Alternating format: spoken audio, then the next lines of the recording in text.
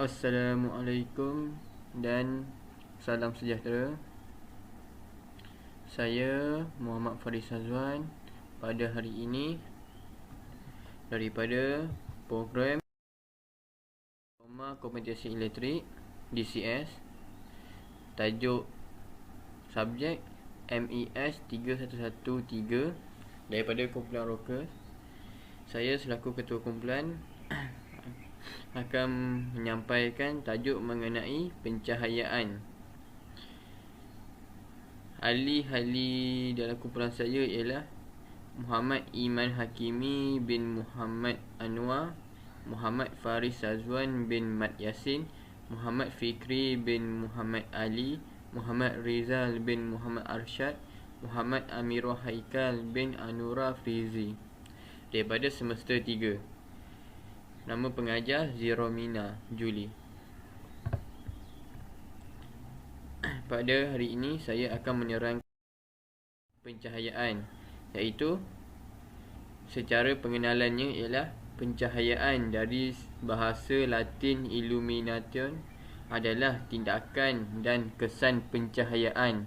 Kata kerja ini merujuk kepada menyala atau memberi terang dan sentiasa memerlukan objek langsung, sesuatu atau seorang yang memberikan penjelasan.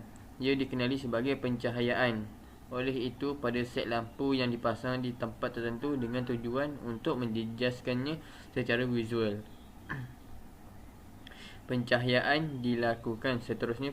Pencahayaan dilakukan melalui pelbagai unsur dan artifak seperti lampu pijar yang boleh kita kenali sebagai lampu mentol lah. Lampu mentol, ataupun mentol sahaja, ataupun lampu penafloh, ataupun lampu halogen.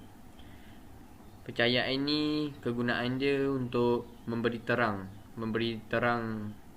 cahaya terang pada sesuatu tempat yang gelap. Kalau tempat tu gelap, dengan pencahayaan inilah kita terangkan dia. Itu maksudnya. Kalau tak ada cahaya ni, kita tak dapat melihat, tak dapat nak tengok objek tu secara visual.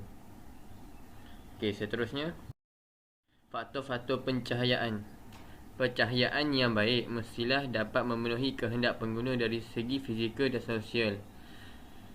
Selain itu, sewaktu menentukan banyaknya cahaya yang diperlukan oleh sesuatu tempat, faktor-faktor berikut yang perlu diambil kira. Untuk nak menentukan cahaya yang kita perlukan di kawasan tempat gelap, contoh dalam bilik tu, berapa banyak cahaya yang kita perlukan untuk terangkan bilik tu. Lepas tu faktor-faktor yang kita perlu ambil daripada tu ialah kita kena tengok jenis lampu dan pantulan lampu tu. Dia pergi tak ke seluruhan bilik? Dia pergi tak? Ataupun lagi satu, sudut pemasangan lampu.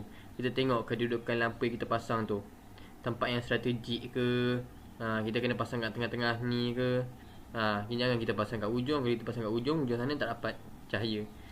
Lagi satu, kedudukan lampu, jauh atau dekat. Macam kita pasang 2 biji lampu, tengok kedudukan lampu antara satu sama lain tu jauh ke dekat. Kalau jauh dengan jauh, cahaya dia kurang terdapat. Kalau dekat dengan dekat, jadi sangat terang lah lampu tu. Lepas tu warna dan cat lantai ataupun dinding atau siling memainkan peranan penting. Contoh, kalau warna dinding warna hitam, cahaya warna ni, cahaya lah. Dia punya pantulan dekat dinding tu tak ada apa-apa sebab dia gelap. Kalau dinding tu warna dia terang, warna yang dia pakai tu untuk cat dinding tu terang, mana dia akan membantu cahaya dia yang dikeluarkan pada lampu tu akan pantulan cahaya tu dekat dinding tu pun akan pantul juga. Macam itu. Okay. Seterusnya, skim pencahayaan seperti reka bentuk dan susun atur lampu dalam bangunan memberikan peranan yang penting bagi mencapai pencahayaan yang baik atau skim pencahayaan yang dikenali bersesuaian dengan tempat dan tujuannya. Oleh itu, reka bentuk dan skim pencahayaan yang baik mestilah dia punya reka bentuk dan skim pencahayaan dia mesti dapat memberikan cahaya yang mencukupi.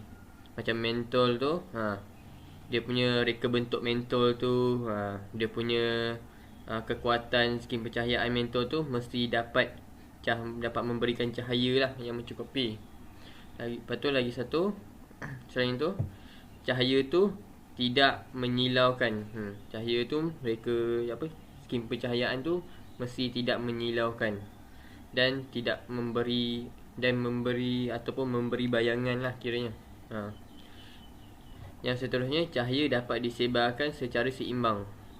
Contohnya, cahaya tu dapat pergi ke semua tempat di dalam bilik. Contoh di pasangan bilik, cahaya tu akan dapat pergi ke semua tempat secara seimbang. Contohnya tak macam tempat macam sebelah kanan tu gelap, sebelah kiri tu terang. Dia kena seimbang. Kalau belah kanan tu terang, teranglah sebelah kiri. Belakang pun terang, teranglah depan, macam itu. Seterusnya, sesuai dengan kehendak tugasnya. Contoh lampu LED. Tugas dia apa? Macam ni contoh lain lah, macam lampu spotlight. Lampu spotlight tugas dia apa? Memberi pencahayaan yang cukup kuat. Contoh-contohnya, spotlight tu dipasang di stadium. Kerana dia kekuatan cahaya dia tu kena dengan tugas dia. Dia mampu memberikan pencahayaan daripada tempat yang tinggi. Spotlight tu, contoh di stadium, spotlight tu dipasang di atas menara yang tinggi. Tapi disebabkan tugas dia tu, dia dapat kekuatan cahaya tu sangat kuat. Sampai daripada tempat tinggi pun dia boleh memancarkan lagi dia punya cahaya dia di padang. Berapa jauh dia punya jarak tu, dia boleh capai ikut tugas dia. Kalau macam tempat tu sempit ke, kita pasang mentol yang bersesuaian dengan tu, macam itulah. Seterusnya, mempunyai jenis lampu yang betul. Macam tadilah, macam lampu spotlight patut dipasang di tempat yang untuk mendapatkan di tempat yang kedudukan yang tinggi. Kalau kita pasang lampu mentol biasa, kita letak di tempat tinggi, sampai tak cahaya tu? Tak sampai. Jadi kena pilih jenis mentol yang betul. Okey. Seterusnya, ini berkaitan dengan lumen. Saya akan menjelaskan berkaitan dengan lumen. Definisi lumen. Lumen atau simbol dia IM, unit ukuran dia IM, adalah ukuran jumlah cahaya yang dapat dilihat bahawa lampu memancarkan. Ia digunakan untuk menentukan kecerahan mentol, tidak seperti mentol watt yang tidak mempunyai hubungan langsung dengan kecerahannya. Mentol tropika untuk digunakan di sekitar rumah mungkin mempunyai output lumen antara 300 hingga 500 ml IM. Manakala lampu spotlight berkuasa tinggi mempunyai input lumen yang melebihi 20,000 IM. Contohnya macam bilik tu, berapa banyak lumen yang kita nak pasang. Contoh bilik tu kita nak pasang kuasa lumen ni, kita nak pakai ukuran cahaya ni 3, contoh kita nak pakai 500 tu, kita tengok dalam 500 lumen tu berapa banyak mentol yang boleh bagi kita, berapa banyak mentol yang boleh bagi kita jumlah tenaga cahaya, ukuran cahaya tu sebanyak 500. Contoh satu mentol tu dalam 200 lah. Contoh 200 ni ambil contoh 200 IM. Jadi nak cukupkan 500 untuk terangkan bilik tu, kita kena pakai 3 mentol je, tak boleh lebih. Tak boleh kurang. Macam itu. Dia hukum macam gitu. Okey. Lumen seterusnya, lumen membiarkan pengguna membeli jumlah cahaya yang pengguna mahukan. Apabila membeli mentol, baru pengguna fikir lumen, bukan fikir watt. Contoh kita nak pergi pasang mentol kat rumah orang, nak pergi pasang mentol. Lepas tu benda utama yang kita kena fikir lumen. Kita tak payah fikir kekuatan mentol tu menerima volt. Kita tak payah fikir kuasa mentol tu berapa volt dia kena pakai, berapa ni nak pakai untuk tenaga elektrik masuk kat mentol. Kita tak payah fikir tu dulu. Kita kena fikir berapa jumlah tenaga cahaya yang diperlukan untuk terangi bilik tu. Bila kita dah dapat jumlah tenaga cahaya yang untuk terangkan bilik tu, baru kita tentukan berapa banyak mentol yang kita mahu gunakan. Lepas kita dah tahu berapa banyak mentol yang kita mahu gunakan, baru kita pilih mentol mana yang kita nak pakai. Okey, itu saja daripada saya. Seterusnya akan diulaskan dengan lebih lanjut oleh saudara saya, iaitu Muhammad Rizal. Sekian, terima kasih.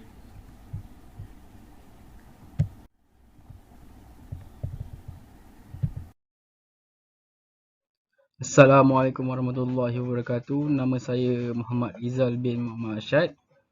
Saya dari program DCS 3A. Terima kasih kepada saudara saya Muhammad Faris Syazwan kerana telah membentangkan slide sebentar tadi. Hari ini saya ingin menerangkan tajuk Undang-Undang Lumen. Lumen apabila mengira pencahayaan itu perlu mengambil kira jenis dan kawasan bilik. Pada masa yang sama, perlu mengambil kira faktor lain. Contoh fungsi bilik, ketinggian dan warna siling, tekstur dan warna dinding, apa yang membuat lantai, serta perimeter tekstur warna, kehadiran perabot cermin, dan seterusnya, adakah terdapat cermin besar dalam bilik, atau jumlah keping perabot dan warna perabot. Semua tu kena diambil kira. Standard tertentu untuk permulaan bagi kod bangunan dan peraturan, sini SNIP. Pejabat tujuan umum di mana komputer digunakan untuk kerja sama dengan 300 lak. Pejabat yang bekerja dengan lukisan sama dengan 500 lak. Dewan persidangan atau bilik mesyuarat 200 lak. Eskalator menggunakan 50 hingga 10 lak. Bilik arkid menggunakan 75 lak. Bilik simpanan atau bilik LTT menggunakan 50 lak. Dapur atau ruang tamu menggunakan 100 lak. Bilik kanak-kanak menggunakan 200 lak. Tandas atau bilik mandi atau pancuran atau koridor pangsa budi menggunakan 50 lak. Dan almari pakaian menggunakan 75 lak. Seterusnya, kaedah untuk mengukur pencahayaan. Pengiraan kuasa elektrik dalam watt. Pengiraan kuasa cahaya dalam lumen. Seterusnya, pengiraan watt kuasa. Dengan pengiraan kawasan masalah tidak sepatutnya timbul. Formula itu biasa kepada semua orang daripada sekolah. Bagi kuasa yang diperlukan, perimeter ini berbeza untuk setiap bilik. Watt per 1 amps kuasa 2 sama dengan ruang tamu 10 hingga 30. Dapur menggunakan 12 hingga 35. Bilik mandi menggunakan 10 hingga 25. Bilik tidur menggunakan 10 hingga 29. Penerapan kuasa yang disenaraikan merujuk kepada mentol pijaran standard kerana meluas di seluruh dunia. Pengiraan kuasa lumen. Bagaimana untuk mengira pencahayaan bilik? Formula dalam kes ini akan menjadi SP sama dengan A darab B darab C. SP adalah flux bercahaya. A sama dengan kadar pencahayaan objek. B ruang bilik sama dengan atau faktor ketinggian.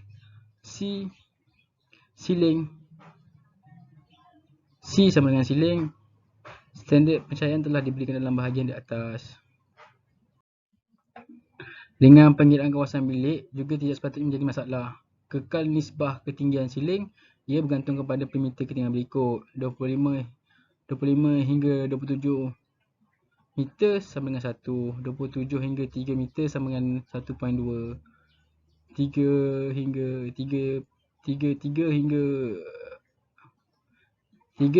35 meter sama dengan 1.5. 3.5 hingga 4.5 meter sama dengan 2. Contoh pengiraan. Contoh pengiraan untuk ruang tamu 150. Kawasan permukaan adalah 20 meter kuasa 2. Ketinggian siling adalah 27 meter.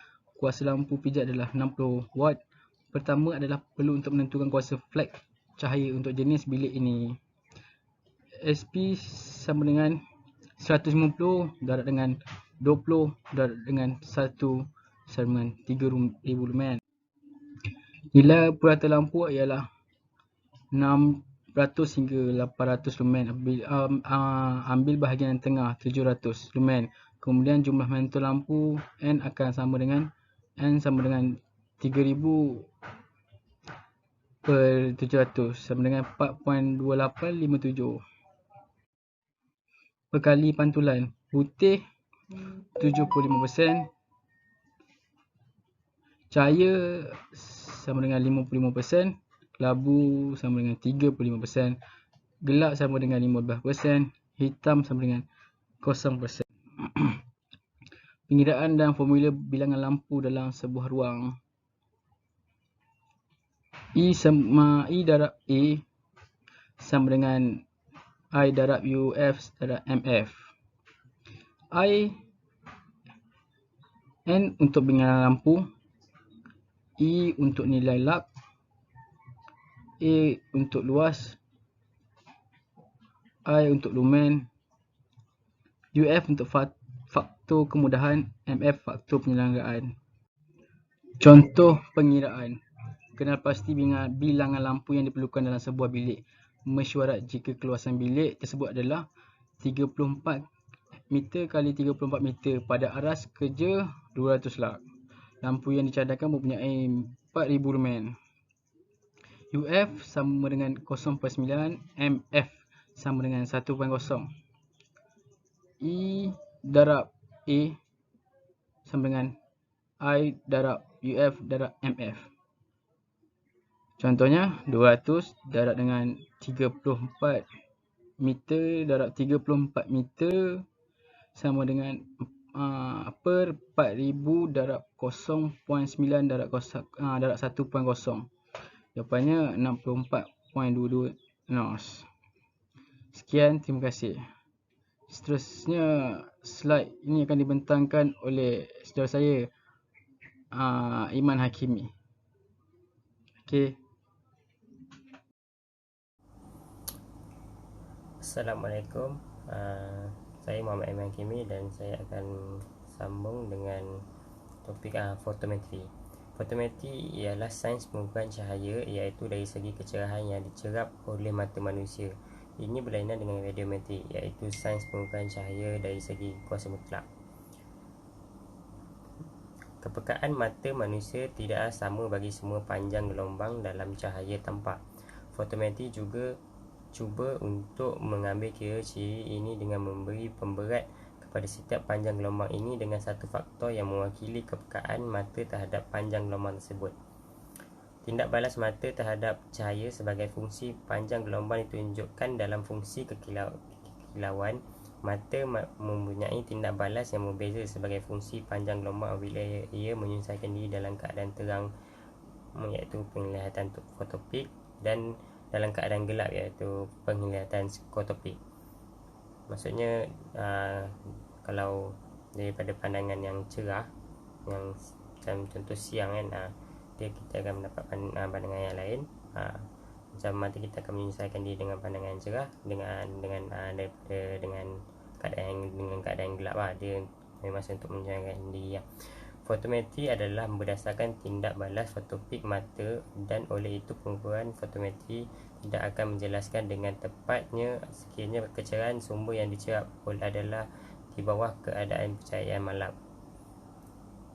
Yang seterusnya, kuantiti fotometri. Terdapat banyak unit pengukuran yang digunakan dalam fotometri. Kita juga sudah biasa dengan penggunaan kata sifat yang berat yang boleh menggambarkan berat atau ketepatan, walaupun pada dasarnya kedua ini adalah beza. Begitu juga dengan kata sifat cerah yang boleh merujuk kepada lampu yang memancarkan flux berkilau yang tinggi, iaitu disingkat dengan lumen, atau dengan lampu yang menumpukan flux berkilaunya pada alur yang tirus, iaitu kandela. Oleh sebab terdapat pelbagai cara di mana cahaya boleh merambat dalam ruang 3 dimensi, iaitu menyerap, bertumpu dan bertampul oleh permukaan berkilat atau kusam. Dan oleh sebab cahaya mempunyai banyak panjang gelombang, maka bilangan jenis permukaan cahaya yang pada asasnya berbeza juga akan bertambah, dan begitu juga dengan bilangan kuantiti dan unit yang dapat menggambarkan sifat-sifat ini. Seterusnya adalah unit fotometri. Ini adalah jadual untuk kuantiti, simbol, unit SI dia, iaitu singkatan dan huraian dia. Okey, yang pertama adalah tenaga kilau. Simbol dia adalah KV, unit dia lumen saat, singkatan dia LMS, dan huraian dia kadang-kadang dipanggil talpot.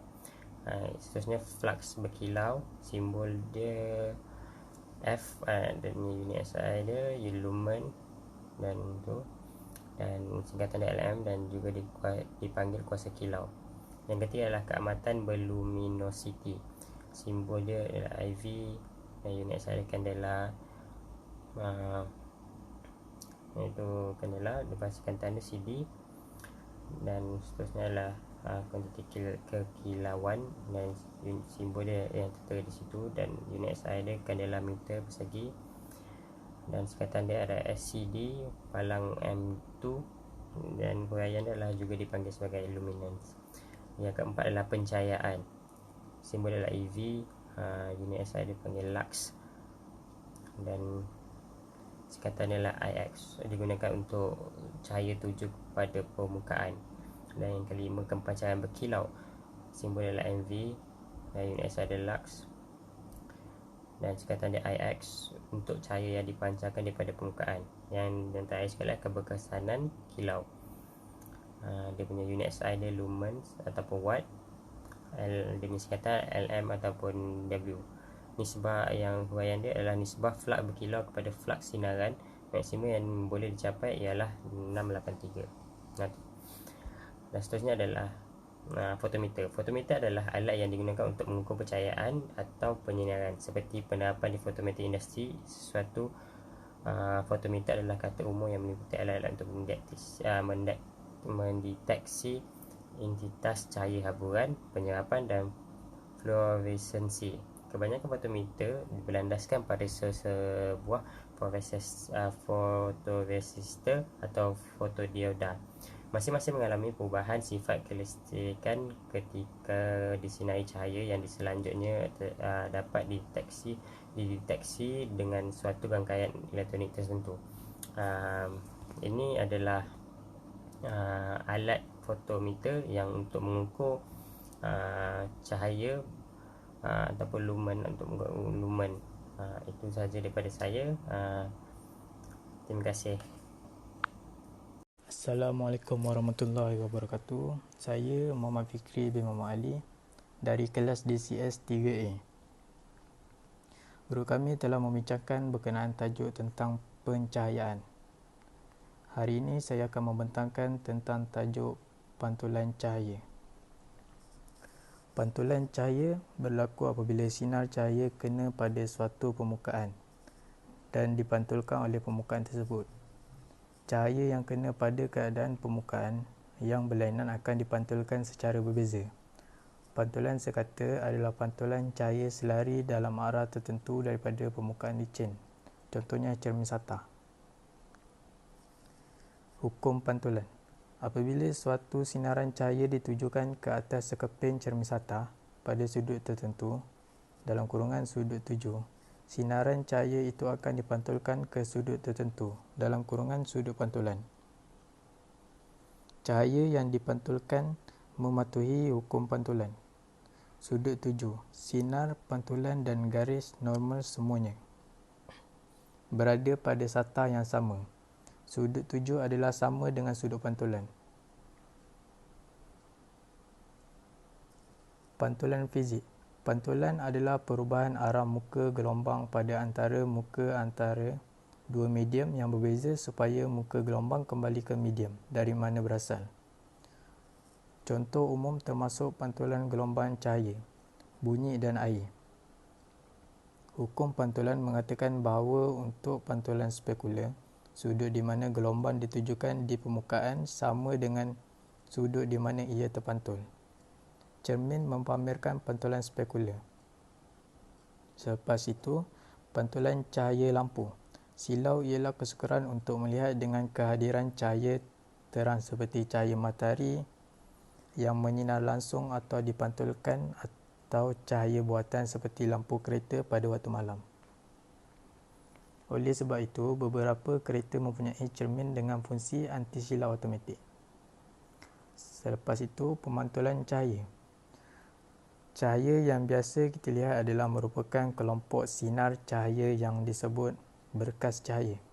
Terdapat 3 macam berkas cahaya, iaitu berkas cahaya sejajar, berkas cahaya yang arahnya sejajar satu sama lain, bekas cahaya penyebar divergen, iaitu bekas cahaya yang berasal dari satu titik kemudian menyebar ke beberapa arah, berkas cahaya mengumpul konvergen, iaitu berkas cahaya yang menuju ke satu titik tertentu.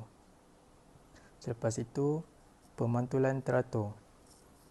Pemantulan teratur adalah pemantulan cahaya yang terjadi jika suatu bekas cahaya jatuh pada benda yang mempunyai permukaan licin atau rata dan menggilap, sehingga arah pantulan cahaya tersebut menuju ke arah tertentu. Yang ketiga, bidang pantul. Pemantulan baur adalah pemantulan cahaya yang terjadi jika suatu bekas cahaya jatuh pada benda yang mempunyai permukaan kasar, tidak rata, sehingga arah pantulan cahaya tidak teratur. Sekian saja daripada saya. Assalamualaikum warahmatullahi wabarakatuh.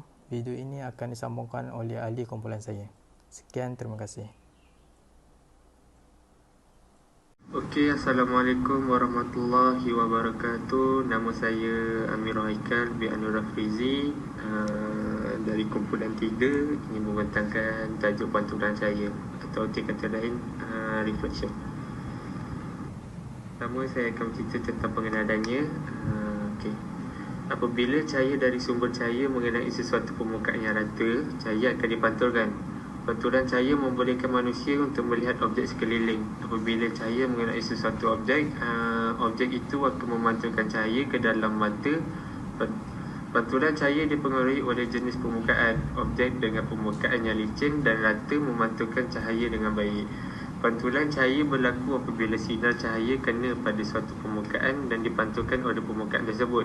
Cahaya yang kena pada keadaan permukaan yang berlainan akan dipantulkan secara berbeza.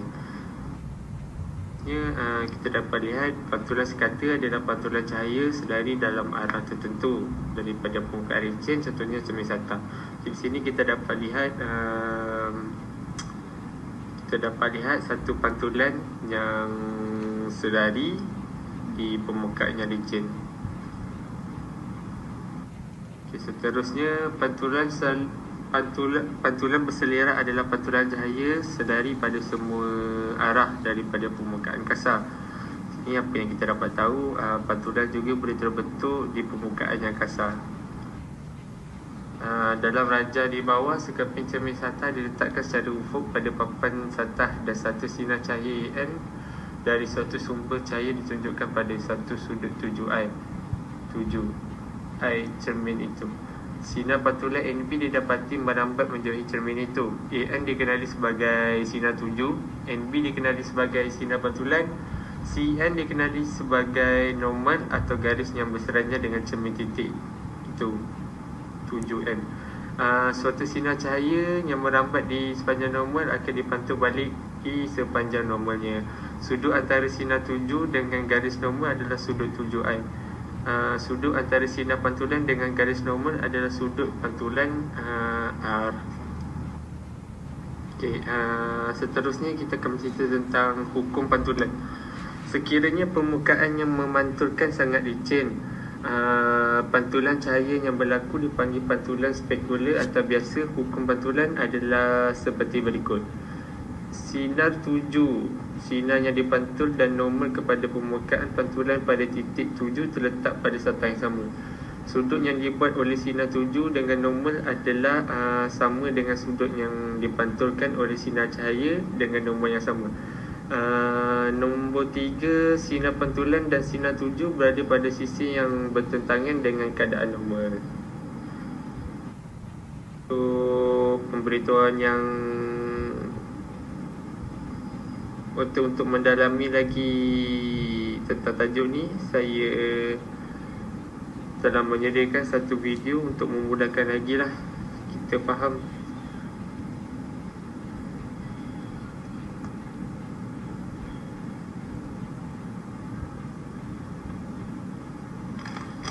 Di sini dia mengatakan tentang undang-undang refleksi.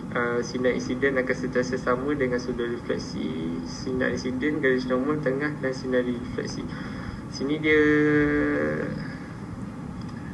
dalam video ni kita boleh lihat ia melakukan suatu eksperimen. Dalam video ini kita dapat lihat bahawa ia menggunakan sikat bergigi dan meletakkan satu cardboard hitam untuk menutup semua lubang pada gigi sikat itu, dan membiarkan satu lubang saja pada gigi sikat itulah, dan meletakkan torchlight pada lubang sikat itu ke arah cermin yang kita telah tetapkan. Dalam masa yang sama, kita akan dapat lihat satu pantulan cahaya keluar ke arah cermin, dan apa yang kita dapat lihat juga adalah cahaya itu mengeluarkan pantulan. Pantulan pertama yang dikeluarkan pada torchlight ke cermin itu dikenali sebagai sinar tuju, dan daripada cermin itu dikenali sebagai sinar pantulan. Tambahan pula kita dapat lihat garisan tengah itu dikenali sebagai garisan normal ataupun garis yang berseranjang dengan cermin. Okey, sekini kita akan dapat lihat air itu. Sini kita boleh menguji protektor. I itu dikenali sebagai incidence, dan R itu sudut reflection. Sini apa yang dia cuba untuk membagi tahu ialah I itu sama dengan R. Maksud dia incidence tu sama dengan reflection. Tersama lah, hampir sama.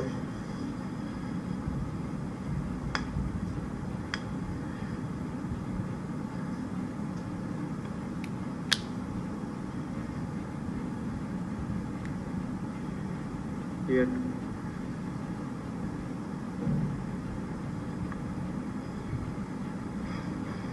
Okey, sekian saja daripada saya. Terima kasih. Pada kesimpulan sekali, pada akhir sekali saya akan bercerita tentang kesimpulan. Pencahayaan mempunyai unit kiraan yang tersendiri seperti lumen dan sebagainya.